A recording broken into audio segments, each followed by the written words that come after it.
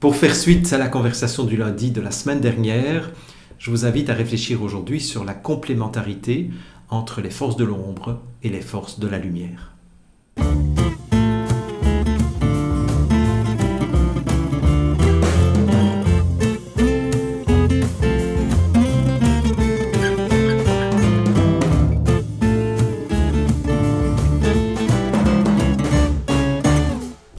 Bonjour et bienvenue dans cette nouvelle conversation du lundi, la conversation numéro 112 du 1er novembre 2021.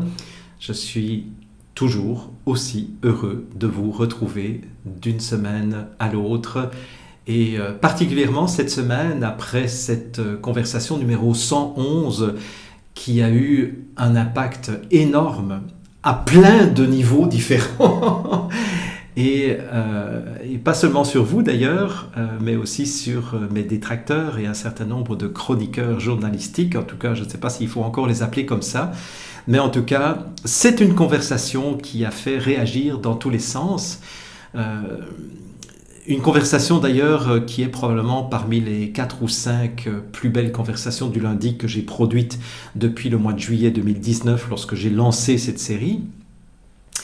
Et vous avez été extrêmement nombreux puisque au moment où j'enregistre cette vidéo, vous êtes à pratiquement 1000 commentaires rien que sur ma chaîne privée, sous la vidéo numéro CDL 111, et vous êtes presque unanime à dire à quel point la manière dont j'ai traité cette notion de survie spirituelle et les enjeux, et la manière dont j'ai nommé les enjeux qui sont des menaces aujourd'hui pour la survie spirituelle de l'humanité, vous êtes des centaines à m'avoir exprimé votre gratitude, votre contentement aussi, votre soulagement, votre joie, que j'ai accepté de prendre le risque d'aborder une thématique qui n'est pas simple, qui est effectivement tout ce qui touche à la philosophie, à la spiritualité, à la religion. Et ça m'a beaucoup touché. Ça m'a vraiment beaucoup touché. J'ai pris vraiment le temps de vous lire, comme je le fais chaque semaine. Et oui, j'étais très fier de moi. Mais ce qui est intéressant aussi, c'est que étant donné qu'il y avait un taux vibratoire de cette conversation du lundi qui était très élevé, et ça c'est intangible, comme je vous le disais la semaine dernière, le problème du réductionnisme technoscientiste, c'est qu'il nie l'existence de tout ce qui est de l'ordre de l'intuition, de l'ordre de l'intangible, de l'indicible, de l'innommable, du non mesurable, donc toutes ces choses subtiles qui font justement la magie de la vie dans notre relation au monde, dans notre relation aux autres et dans notre relation à nous-mêmes. Et ce réductionnisme technoscientiste, c'est la plus grosse plaie, c'est le plus gros cancer de l'histoire de l'humanité actuellement, puisque c'est en train de détruire de façon systématique, de façon extrêmement planifiée, tout ce qui fait la magie de la vie et qui est en train de planifier aussi la déconnexion progressive de l'être humain avec la transcendance et avec ce que j'appelais la semaine dernière notre supraconscience. Ce qui fait que oui, il y avait un niveau énergétique qui était très élevé pour cette conversation du lundi, et je pense que c'est pour ça aussi que vous avez été très nombreux à réagir avec autant d'enthousiasme. Et je rappelle que étymologiquement, enthousiasme, c'est rempli de Dieu, théos, on le retrouve dans en tout, T-H-O-U, donc c'est celui qui est rempli de Dieu, enthousiaste. Mais j'avais oublié une chose, et c'est quelqu'un de mon entourage proche qui me l'a fait remarquer, c'est que lorsque dans l'histoire humaine ou dans l'histoire individuelle, quelqu'un fait une avancée importante, significative sur le plan énergétique, ce que j'appelle moi l'élévation vibratoire, évidemment, automatiquement, c'est automatique, c'est du pavlovisme à l'état pur, si vous voulez, c'est le réflexe conditionné de Pavlov, quoi. Donc dès qu'il y a une montée au niveau vibratoire, il y a une montée des forces de l'ombre, et les forces de l'ombre vont s'attaquer et vont s'acharner pour essayer de faire baisser le niveau vibratoire. Et c'est vraiment ça que j'ai eu comme sensation cette semaine, lorsque j'ai vu une multitude d'articles de presse déferler contre moi.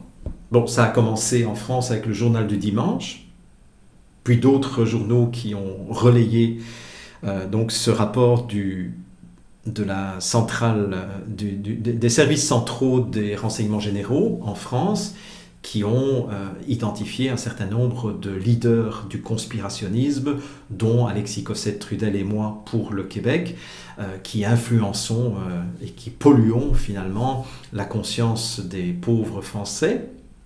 Voilà. Et puis alors, il y a eu aussi évidemment une campagne de salissage par rapport à cette conversation numéro 111, initiée par un chroniqueur qui s'appelle Patrick Lagacé, qui a été repris entre autres par Richard Martineau, repris aussi par Isabelle Haché. De toute façon, les journalistes sont tellement fainéants qu'ils se recopient les uns les autres sans même aller vérifier les sources. Il y a même eu Dan Pilon qui n'a pas pris la peine d'aller écouter ce que j'avais dit dans la conversation numéro 111, mais qui a fait des commentaires à partir des mensonges et des propos diffamatoires de Patrick Lagacé et de Richard Martineau. Alors bon, ce qui est drôle, mais ça c'est juste une parenthèse anecdotique, c'est que j'ai appris de la bouche de Richard Martineau que j'étais médecin d'origine française. Voilà. Et dans le petit texte qui accompagne la vidéo, j'ai découvert que je ne m'appelais pas Jean-Jacques, mais je m'appelle Jean-Claude Crèvecoeur, donc médecin français vivant dans les Laurentides. Alors, bon, je ne vais pas parler de ces attaques que j'ai subies, parce que bon, je dirais que ça fait partie du jeu de l'ombre et de la lumière. Mais ce qui est intéressant, c'est que sur le plan spirituel, et on va rester dans un propos spirituel, c'est que cette violence des forces de l'ombre, ces gens que j'ai qualifiés de gourous de la secte du réductionnisme technoscientiste, ces membres dégénérés qui collaborent à l'avènement du Quatrième Reich, qui collaborent à un génocide qui a été planifié de longue date et qui est en train de se dérouler sous nos yeux, qui collaborent à un crime contre l'humanité et qui collaborent à l'assassinat de dizaines, de centaines, de milliers de personnes à court terme dans le monde. Et ça, c'est sans savoir ce qui va se passer dans quelques mois, dans quelques années, pour tous ces pauvres malheureux qui ont cédé à la pression et ont accepté de se faire injecter. Ces gens-là, je les considère comme des parasites. D'ailleurs, j'ai la définition d'un parasite, parce que j'ai été voir. Un parasite, c'est un organisme vivant qui ne peut vivre et se développer que dans un autre organisme. Il va s'introduire dans un autre organisme pour vivre à ses dépens. Est-ce que ce n'est pas cela la définition qui s'applique le mieux à la presse mainstream? Quand vous savez qu'il y a des milliards d'euros qui sont prélevés de nos impôts dans chacun des pays pour maintenir en survie artificielle les médias mainstream, je me dis, je pense qu'on est en droit de qualifier ces médias de parasites. Parce qu'ils vivent à nos dépens, mais en plus, pour nous faire du tort et pour semer la violence à l'intérieur de de la société. Mais moi, on me reproche d'être violent, d'avoir proféré un appel au meurtre, et qu'il faudrait que la Sûreté du Québec et la Gendarmerie royale du Canada viennent frapper à ma porte.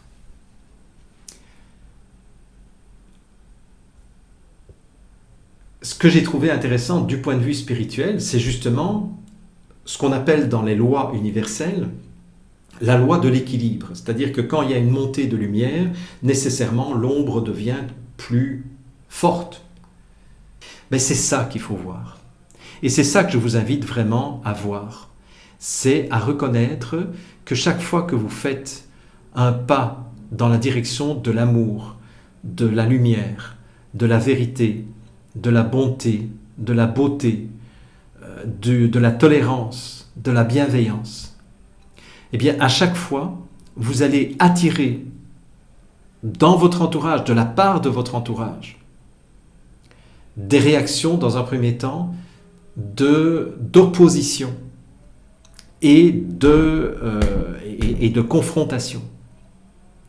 Mais souvenez-vous ce que je vous disais il y a quelques semaines, la croissance spirituelle et la survie et tout ce que nous vivons actuellement au niveau, je dirais, au niveau de cette crise Covid, qui masque, en tout cas qui essaye de masquer derrière une soi-disant crise sanitaire la mise en place d'un système de mise en esclavage de l'ensemble de l'humanité, enfin l'extermination d'une partie de l'humanité et la mise en esclavage de l'autre partie de l'humanité. Mais comme je vous le disais, plus les pressions vont être fortes, plus le charbon que nous sommes, c'est-à-dire cette matière noire, cette matière vile, va être invité à transmuter et à devenir des diamants. Et c'est là que moi j'ai beaucoup de gratitude pour ces journalistes qui sont en train de m'attaquer de façon extrêmement méchante, malhonnête, mensongère, diffamatoire. C'est que je le vois, j'ai déjà pris cette image il y a quelques mois, je vois vraiment cela comme une salle de musculation au niveau spirituel. C'est-à-dire ces gens qui sont extrêmement injustes, qui utilisent des méthodes extrêmement fourbes, qui me font dire des choses que je n'ai jamais dites, qui coupent certaines phrases que j'ai dites dans un ensemble pour me faire dire le contraire de ce que je disais dans ce passage de ma vidéo. Et c'est une faute professionnelle par rapport au code de déontologie journalistique, faut-il le rappeler. Mais tout ça, c'est pour moi un entraînement spirituel.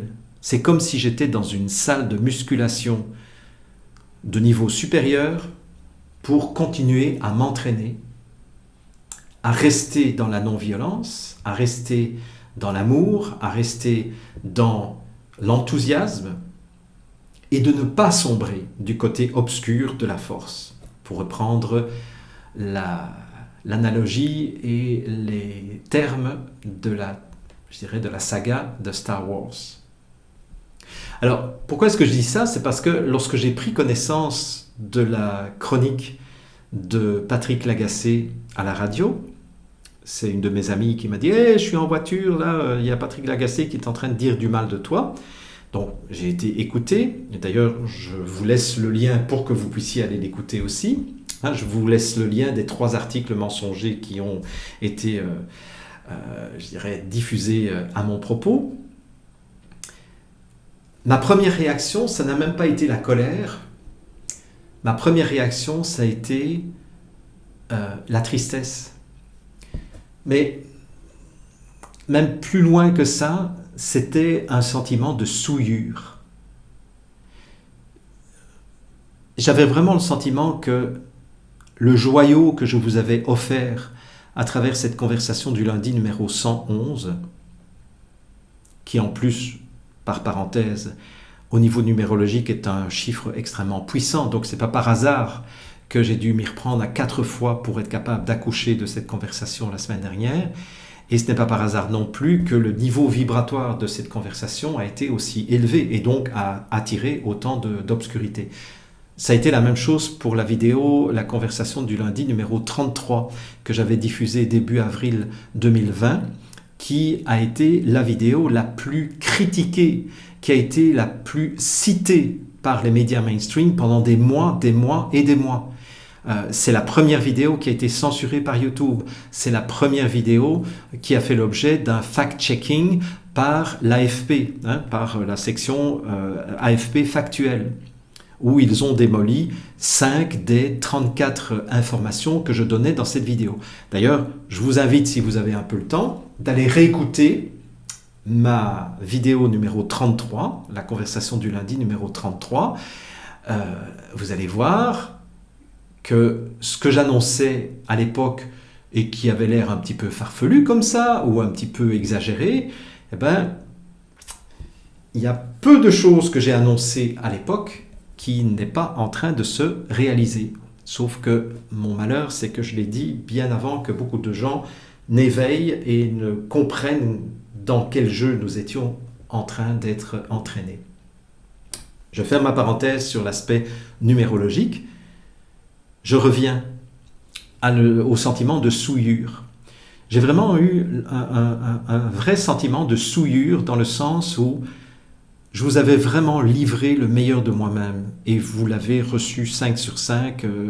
Les manifestations de gratitude, de remerciement que vous m'avez exprimées depuis une semaine, je pense que j'ai eu rarement cela depuis le début de mon combat contre la propagande des médias et des gouvernements. Donc vous l'avez bien senti qu'il y avait vraiment quelque chose d'extrêmement précieux dans cette conversation. Et que cette conversation du lundi, où je vous avais donné le meilleur de moi-même, soit à ce point pervertie dans le sens de ce que je voulais vous livrer, qu'elle était à ce point traînée dans la boue, disqualifiée, présentée de façon totalement fausse, erronée, j'ai trouvé que c'était pas juste.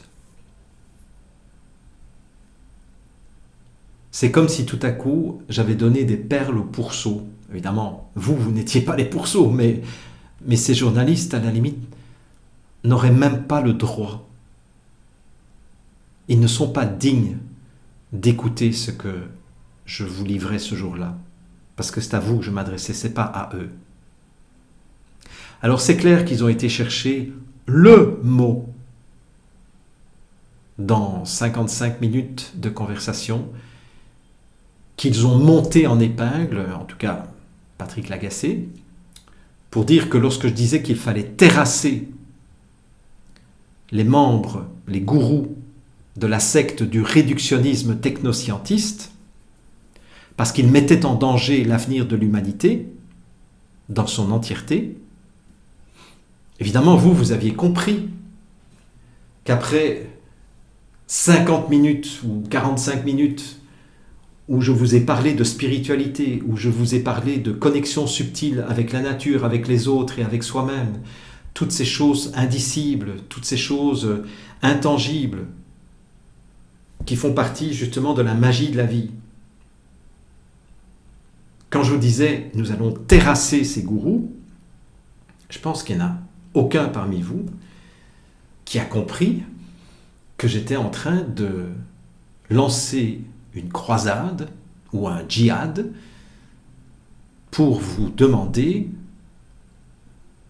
de tuer les journalistes, les médecins de plateau, les philosophes de plateau, les gouvernements, et j'aurais pu allonger ma liste. Mais c'est ça qu'ils ont essayé de me faire dire, que j'avais fait un appel au meurtre et qu'il fallait que la gendarmerie intervienne. Bon, cela dit, Isabelle Haché, la troisième journaliste, enfin la troisième chroniqueuse, c'est pas une journaliste vraiment, a fait la démarche en alertant la Sûreté du Québec et la Gendarmerie royale du Canada. Et le porte-parole de la Sûreté lui a dit, écoutez, on a écouté sa vidéo. Pour nous, c'est pas un appel au meurtre. Il n'y a pas de quoi s'exciter. Donc, calmez-vous les journalistes. On surveille cet individu, bien entendu, puisqu'il fait partie de nos fichiers. Bien entendu, c'est un influenceur important. Donc, on le surveille de près. Mais calmez-vous là, il n'y a pas d'appel au meurtre. Il n'y a pas de quoi intervenir. Merci aux policiers de la Sûreté du Québec et à la Gendarmerie royale, parce qu'effectivement, il n'y a pas d'appel au meurtre, n'en déplaise à ceux qui voudraient me faire passer pour un meurtrier violent. Mais j'ai utilisé le mot terrasser. Et c'est là que l'étymologie, de nouveau, peut nous aider, parce que quand on parle de terrasser quelqu'un, on ne parle pas de le tuer. La langue française est précise. Et pour ceux qui me suivent depuis un certain temps, vous le savez que je n'utilise pas un mot pour un autre. Je suis un amoureux de la langue française. J'ai énormément de références. J'ai quand même fait 6 ans de latin. J'ai étudié les racines grecques aussi. Et à chaque occasion, je vous livre l'étymologie des mots, parce que je crois que de retourner à la racine des mots, c'est ça qui nous permet de comprendre ce qu'on dit lorsqu'on dit quelque chose. Et donc, quand je parle de terrasser, je parle de mettre par terre, de mettre à terre. On va le mettre par terre, on va le réduire à l'impuissance. Et c'est ça que je veux faire vis-à-vis des journalistes, vis-à-vis des gouvernements, vis-à-vis de ces médecins de plateau qui n'ont jamais vu un patient de près, vis-à-vis de ces philosophes et de ces sociologues de plateau, vis-à-vis de ces spécialistes du conspirationnisme, vis-à-vis de cette minorité de psychopathes milliardaires, vis-à-vis de ces avocats qui ne prennent absolument pas la défense de la population qui est en train de subir des crimes de guerre. Ces gens-là, nous avons le devoir de les terrasser, c'est-à-dire de les empêcher de nuire, de les mettre par terre et de les réduire à l'impuissance. Jamais je n'ai plaidé pour la violence. Même si Isabelle Haché essaye, dans sa grande perversité, de me faire passer pour un violent en sortant de son contexte cette petite phrase. Mais s'il ne nous reste qu'un seul choix entre la lâcheté et la violence, peut-être qu'à un moment donné, nous devrons choisir la violence. Évidemment, si on entend une phrase comme ça, on dit, bah oui, là, Crève-Cœur, il n'est pas cohérent avec lui-même. Lui qui a toujours prêché la défense ou la désobéissance civile non violente, là, tout à coup, il est en train de dire, si on n'a plus que le choix entre la lâcheté et la violence, il recommande la violence. Ouais, mais si vous écoutez maintenant le passage complet, voilà ce que ça donne. Et puis, je ne peux pas m'empêcher de penser à cette phrase de Gandhi, qui est une phrase qui est peu connue, et où Gandhi disait « S'il ne nous reste qu'un seul choix entre la lâcheté et la violence, je recommande la violence. » Ça, c'est quelque chose que peut-être peu de monde connaissent dans les citations que l'on attribue à Gandhi, parce que Gandhi est quand même un des grands apôtres de la non-violence. Mais il disait, s'il ne nous reste qu'un seul choix, bien entendu, tant que nous aurons le choix de la non-violence, comme le disait Chloé tout à l'heure, eh bien, continuons à être dans la non-violence, parce que c'est effectivement le piège dans lequel les élites veulent nous mettre, c'est-à-dire de nous faire tomber dans la violence pour décréter une loi martiale et pour sortir à ce moment-là l'armée et mettre en place une répression encore beaucoup plus violente qu'elle ne l'est déjà, parce qu'en fait, la violence étatique, elle est présente. Mais s'il ne nous reste qu'un seul choix entre la lâcheté et la violence, mais peut-être qu'à un moment donné, nous devrons choisir la violence. Et ça m'emmerde, ça me fait chier, mais si quelqu'un doit venir sonner à ma porte un jour pour venir me vacciner de force, je peux vous dire que ma batte de baseball, elle est prête. Et je frappe à ce moment-là. Espérons que ça n'arrive pas. Non, espérons que ça n'arrive pas, effectivement. Vous voyez la différence? Vous voyez la perversité? Et c'est là où nous avons une invitation à apprendre à répondre à la violence par la fermeté, mais par la non-violence. Jusqu'à ce qu'on soit en situation de légitime défense. Parce que, effectivement, je persiste à dire que si un jour quelqu'un vient sonner à ma porte, ou une équipe vient sonner à ma porte pour essayer de m'injecter de force cette saloperie, je les bats, je les frappe, jusqu'à ce qu'ils s'en aillent. Parce que là, ce sera de la légitime défense. Personne ne m'injectera quoi que ce soit dans mon corps sans mon consentement libre et éclairé.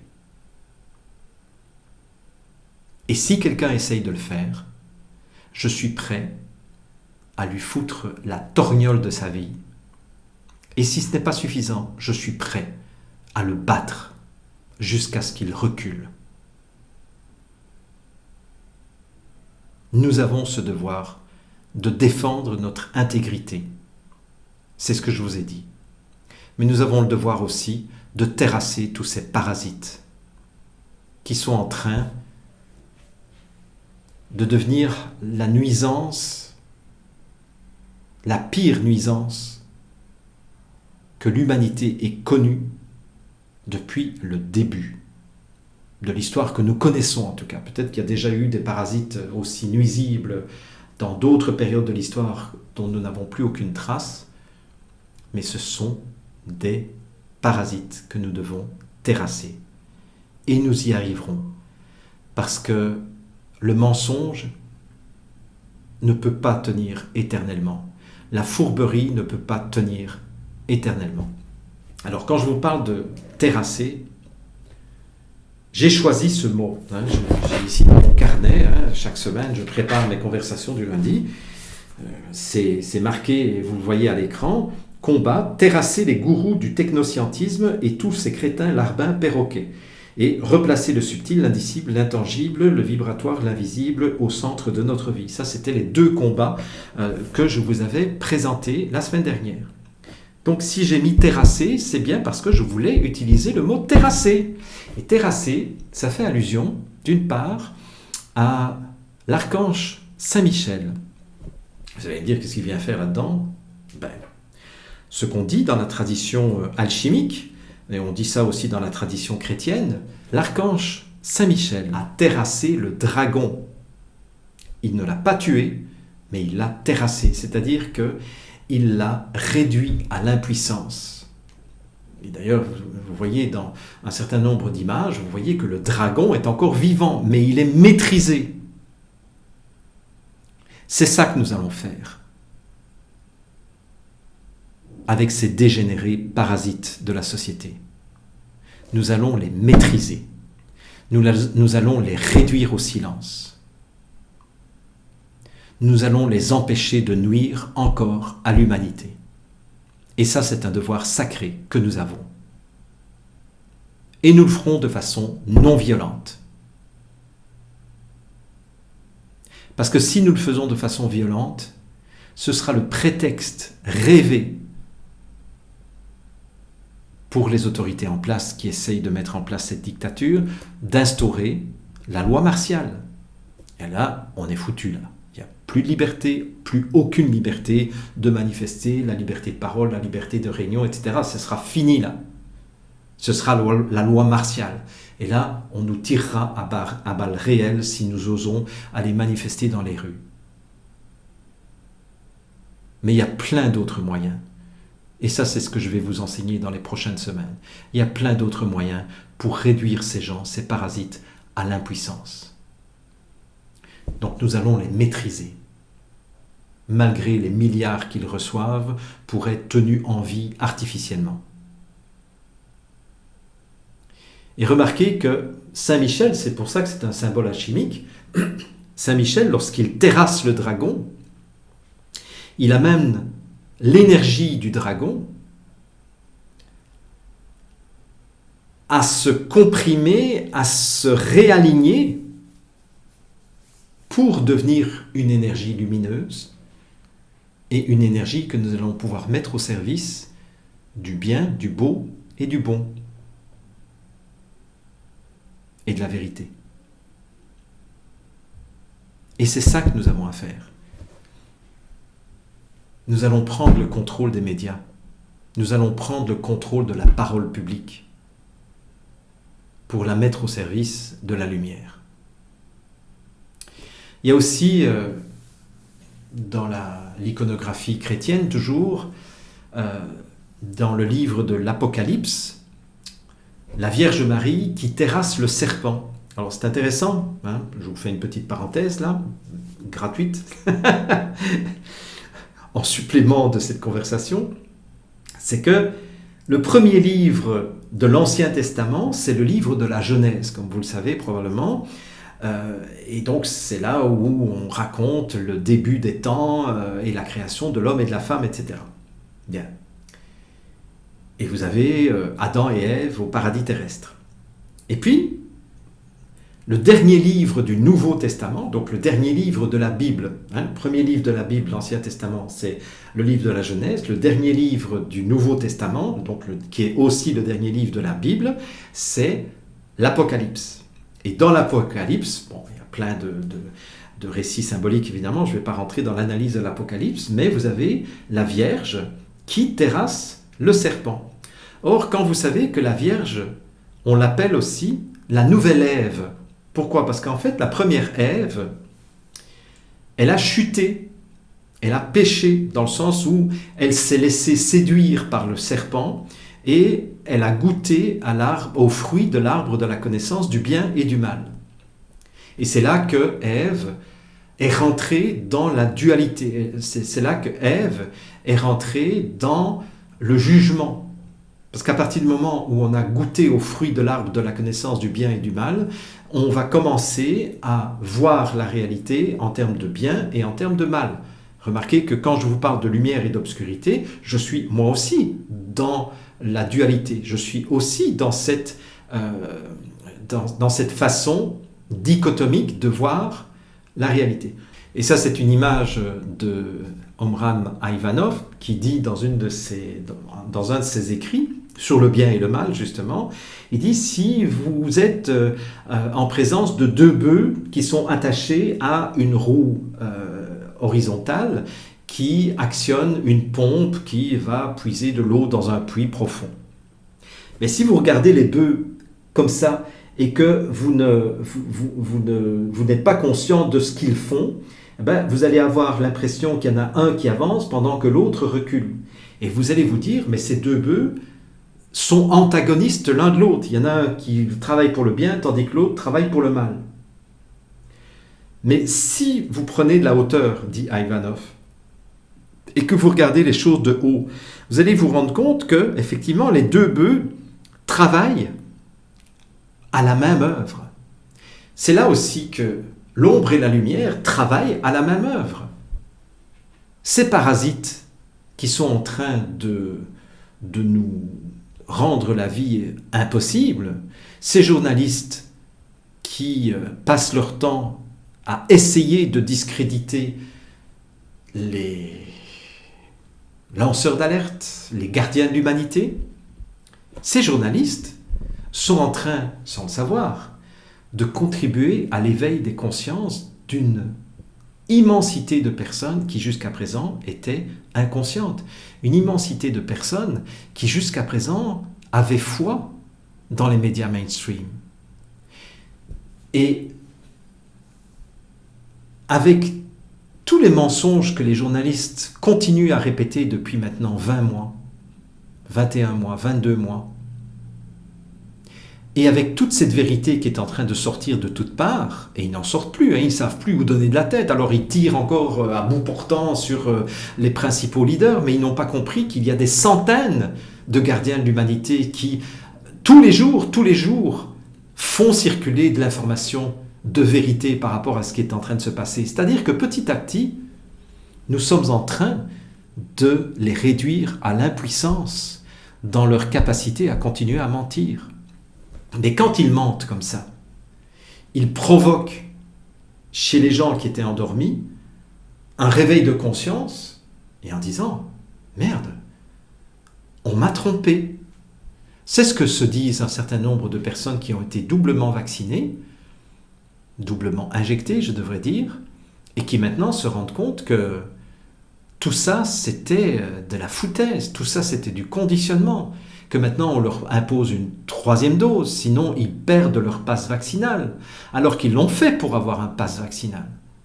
Puis ils se rendent compte qu'il y a des gens qui meurent, ils se rendent compte qu'il y a des jeunes qui tombent malades de péricardite ou de myocardite, chose qui n'existait pas avant les injections. On se rend compte qu'il y a de plus en plus de sportifs vaccinés qui font des crises cardiaques pendant l'exercice de leur sport, ou d'autres sportifs qui sont obligés d'abandonner leur carrière en plein succès parce qu'ils ne sont plus capables de faire ce qu'ils ont à faire. Mais tout ça, c'est grâce aux médias qui nous ont trompés. Mais leur tromperie œuvre dans le sens du réveil des consciences. Et en ce sens-là, on peut les remercier. Moi, je remercie Lagacé, Martineau et Haché. Et puis tous les autres, Brigitte Noël, Mario Dumont, Denise Bombardier, dont j'ai déjà parlé à plusieurs reprises, et puis tous ces journalistes de BFM TV en France, tous ces journalistes de toutes les chaînes. Je ne vais pas les citer tous. Ce sont tous des parasites de toute façon. Ce sont tous des gens qui ne méritent plus d'influencer le cours des événements. Sauf qu'ils ont un rôle à jouer. Alors je reviens à la Vierge Marie. Ève a été manipulée, a été subjuguée par le serpent, et finalement elle a goûté au fruit de l'arbre de la connaissance du bien et du mal, qui fait qu'elle a chuté dans le monde de l'incarnation et dans le monde de la dualité. Ça, c'est ce qu'on appelle le péché originel. Et la Vierge Marie est décrite comme la nouvelle Ève, c'est-à-dire celle qui est venue pour récupérer la faute de la première Ève. Et c'est pour ça que, dans la tradition chrétienne, en tout cas, on dit que la Vierge Marie a été conçue sans péché par, comment est-ce qu'elle s'appelait ? Myriam et Joachim, donc, qui étaient les parents de la Vierge Marie. C'est ce qu'on appelle l'Immaculée Conception. Et donc cette Vierge Marie, qui donc est née sans être marquée par le péché originel, puisque ses parents eux-mêmes l'ont conçue dans une pureté d'intention, c'est elle qui, à la fin des temps, c'est-à-dire au moment de l'Apocalypse, va maîtriser, va terrasser le serpent de la Genèse. Vous voyez comme c'est relié ? Mais de nouveau, la Vierge Marie n'a pas tué le serpent, parce qu'elle sait que cette énergie, et ça c'est toute la démarche de l'alchimie que je présente dans mon cours spécialisé sur l'alchimie psychologique et spirituelle, la démarche de l'alchimie, c'est de dire rien n'est à jeter. Simplement, il faut qu'on puisse transmuter la matière noire en la réalignant pour trouver la pierre philosophale, pour trouver l'énergie de conscience qui est enfermée dans cet animal inférieur qu'est le serpent. Donc oui, je répète encore une fois, un de nos deux combats, mais nous en avons deux, un de nos combats ce sera de terrasser tous ces parasites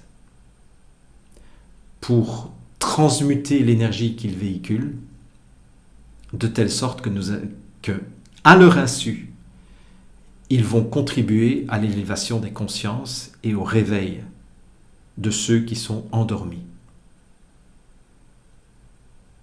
Et une fois de plus, n'en déplaise à M. Lagacé, ce n'est pas un appel au meurtre. C'est un appel à vous empêcher de nuire. C'est un appel à vous réduire à l'impuissance. Et c'est ce que nous allons faire.